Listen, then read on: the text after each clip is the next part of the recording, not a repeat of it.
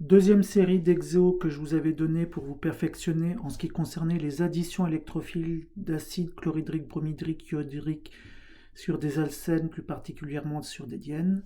C'était dans le premier cas celui-ci et dans le deuxième cas cet exemple-là. D'accord? Donc j'ai commencé à préparer les structures parce qu'il y a beaucoup d'écriture. Donc tout ça dérive du tuto 3E. Dans le premier cas, la question qui se posait est qu'est-ce qu'on obtiendrait si on a utilisé un équivalent de HBr ou deux équivalents de HBr. Donc, la molécule de départ étant symétrique, qu'on fasse réagir un des alcènes ou le deuxième, ça ne change rien. On va faire réagir l'alcène de gauche.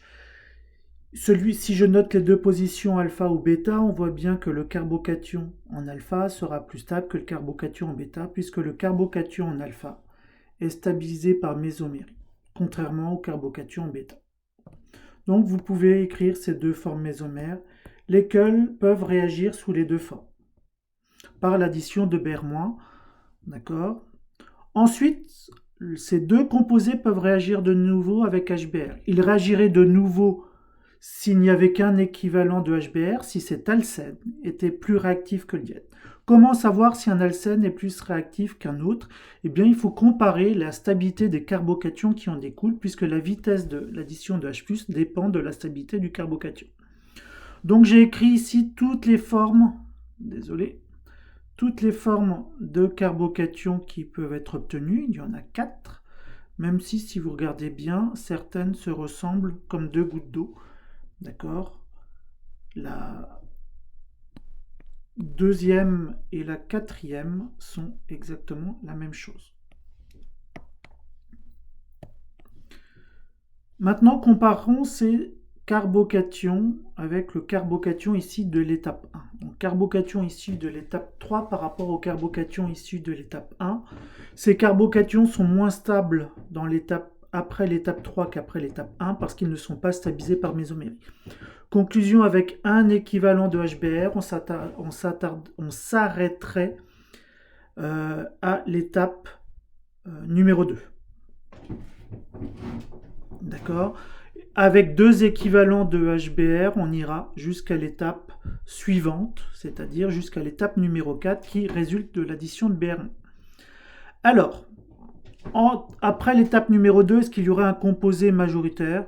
Je dirais que c'est difficile de prévoir. La stabilité de deux carbocations est somme toute équivalente. Ce carbocation ici est légèrement plus encombré par les méthyles, donc je pense que celui-ci serait plus réactif, et donc celui-ci, ce composé-là serait majoritaire, celui-ci minoritaire. Mais sans penser qu'il y aurait une très grande différence de ratio entre les deux composés.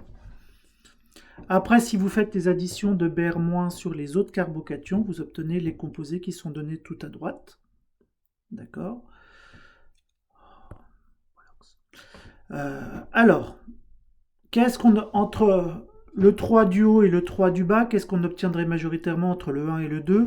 Je pense que le carbocation 2 est plus stable que le carbocation 1 si on ne prend en compte que les effets électroniques classiques, c'est-à-dire les effets inductifs, les effets mésomères, ce qu'on vous enseigne. Il faut savoir qu'il en existe d'autres, puisque le carbocation 1 pourrait être stabilisé non pas par mésomérie, mais ce qu'on appelle par assistance enchimérique. C'est-à-dire qu'il pourrait former le cation bromonium, dans lequel il n'y a aucune lacune électronique. D'accord? Ça, c'est ce qu'on appelle assistance de groupement voisin, ou autrement appelé stabilisation non classique. Donc, c'est pas au programme, donc oubliez. Hein. Une fois de plus, je délaye. Donc, je pense que pour la voie du haut, ceci serait le minoritaire, selon ce qu'on... minoritaire, celui-ci majoritaire. Si vous prenez dans la voie du bas, c'est la même chose.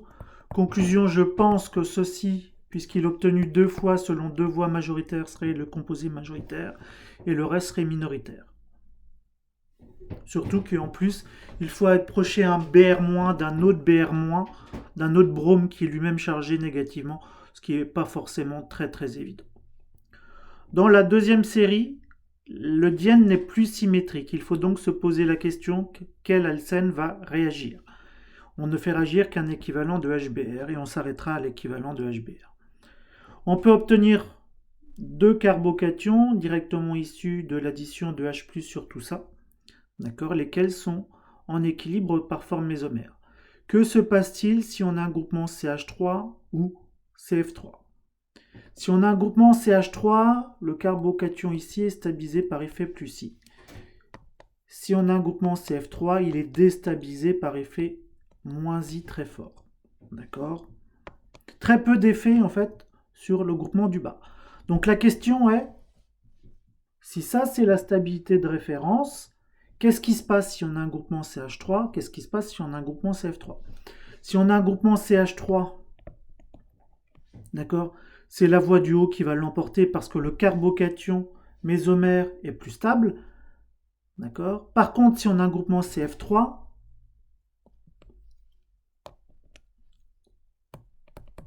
d'accord, ce carbocation là serait beaucoup moins stable.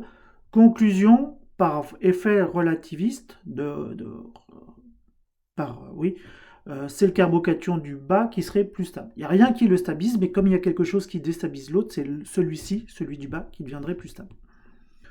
Alors après, ce que vous obtiendrez ici, j'aurais tendance à éloigner le brome du CF3, parce que forcément, quand le brome va s'approcher du carbocation, il va avoir tendance à être repoussé par le groupement CF3 qui est riche en électrons. Donc je dirais que ceci, dans la voie du haut, serait...